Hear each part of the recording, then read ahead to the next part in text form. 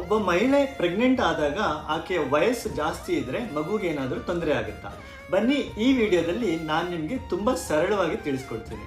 ಹುಟ್ಟೋ ಮಗುಗೆ ಸಾಮಾನ್ಯವಾಗಿ ಆಗುವಂತ ಆನುವಂಶಿಕ ತೊಂದರೆ ಅಂದ್ರೆ ಡೌನ್ ಸಿಂಡ್ರೋಮ್. ನೀವು ಈ ಗ್ರಾಫ್ ನೋಡಿದ್ರೆ ಗೊತ್ತಾಗುತ್ತೆ, ತಾಯಿಯ ವಯಸ್ಸು ಹೆಚ್ಚಾದಂತೆ ಡೌನ್ ಸಿಂಡ್ರೋಮ್ ಆಗೋ ಸಾಧ್ಯತೆ ಹೇಗೆ ಜಾಸ್ತಿ ಆಗುತ್ತೆ ಅಂತ.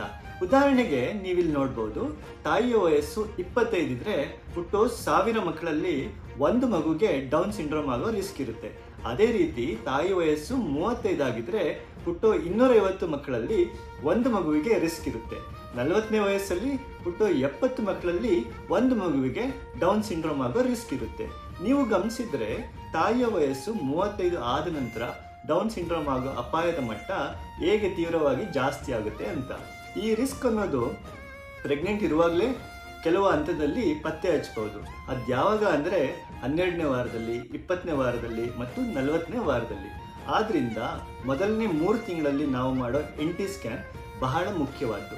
ಈ ಸ್ಕ್ಯಾನ್ ಮೂಲಕ ಮಗುಗೆ ಡೌನ್ ಸಿಂಡ್ರೋಮ್ ಆಗೋ ಅಪಾಯವನ್ನು ಬಹಳ ಬೇಗ ಪತ್ತೆ ಹಚ್ಚಬಹುದು.